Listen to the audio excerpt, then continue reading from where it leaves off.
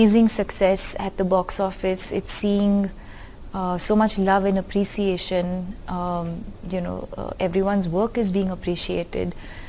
But I think post this film, I'm feeling a completely different kind of high.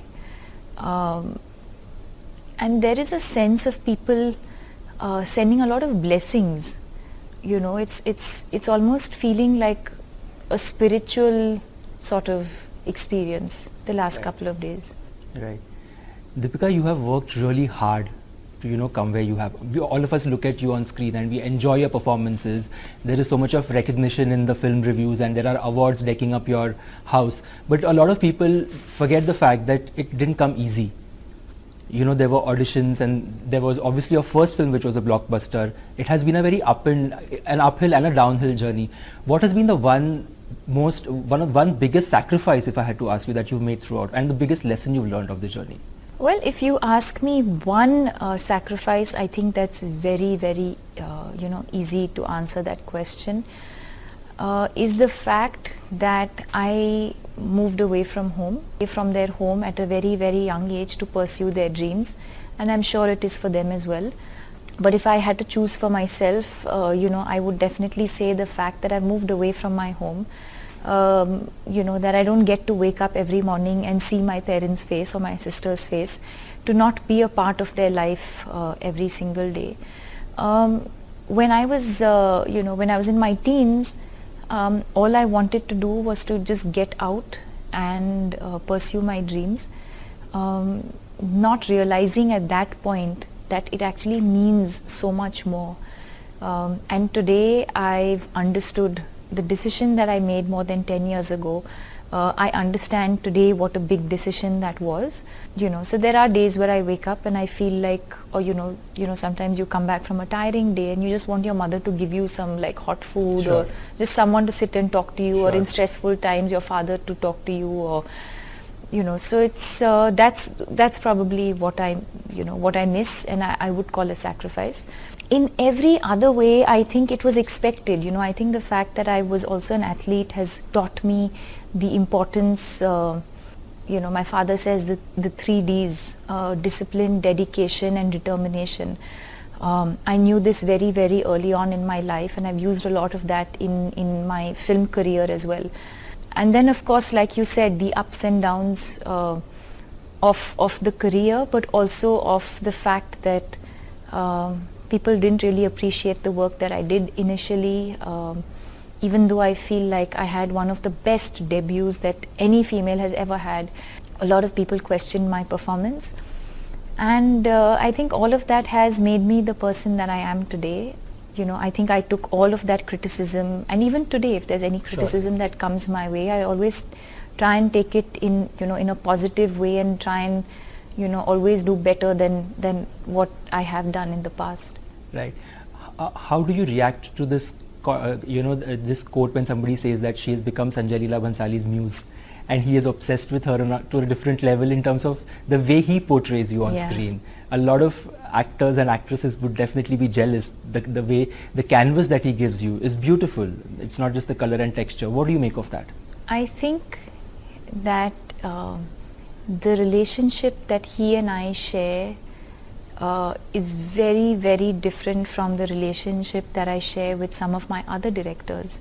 The relationship I share with him has evolved a lot since our first film together, Ram Leela. We've never really had much conversation sure, in our relationship, and it's reduced a lot more over the years.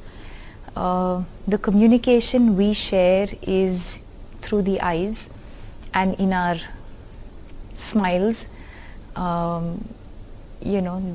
When I think of him, I think of days when I walk onto set and he's sitting by the monitor. I just give him a big hug, and we are in this embrace where I think we're both communicating so much to each other without sharing a word, and we know exactly what the other one is trying to communicate or feeling. And even on set, there are no he's never really directed me. Right. He's always just let me be his, sure, and I think that means there's just immense amount of trust. and I'd like to believe that the connection that we have is a soul connection. Out of all the 3 films that I've done with him, I would say the Johar sequence, the Johar scene, the climax of Padmavati has been the most emotionally challenging few moments for me as an actor. And like you rightly pointed out, with Leela, I was a very feisty, fiery sort of character who could yell and scream and fight and punch and break down. With Mastani, again, she was a warrior, but she was a warrior princess. So I still had the option of, okay, she's a princess, but she was still a warrior. She still went to the battlefield with a sword in her hand. When she felt rage or when she felt like she needed to win a war, she could physically just go herself and, be a part of the process. This for me has been the most challenging because there were no crutches in that sense.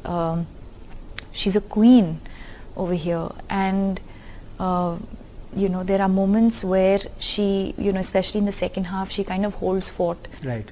When he's abducted, when her husband is abducted, to sort of be the pillar of strength, to be the woman that everyone is looking up to. As a leader, I would think that you need to inspire the people around you. So even if she had moments of weakness, it was all more internalized than, the experience of externalizing emotions, which I think, I found quite challenging at times. But I think for me the Johar sequence was the most challenging because there's not a single line or word or dialogue, but yet to have to express and emote. But it was also a lot of fun. As an actor, that's what you look forward to. You look forward to those challenges. I know Sanjay sir had many moments where we were on that set, and we shot this in peak summer in Mumbai. And he kind of would keep delaying this Johar sequence because we know what an important moment it was in, for the film. And, he would keep kind of, Going trying back and to, forth. कि नहीं आज गाना करेंगे, आज वो वाला scene है, आज वो कुछ दूसरा कुछ शॉट करेंगे. So there were, I think as a director also, because we knew that it was going to be emotionally very, very, very draining. Sure. But then that point where that was literally just the last thing that was left to do on that scene, Right. On that set. So we, and then we had no option. That day came when we had to approach that scene, and there was this eerie silence because, to recreate something that might have happened, but to just imagine what people in that era have gone through or have experienced.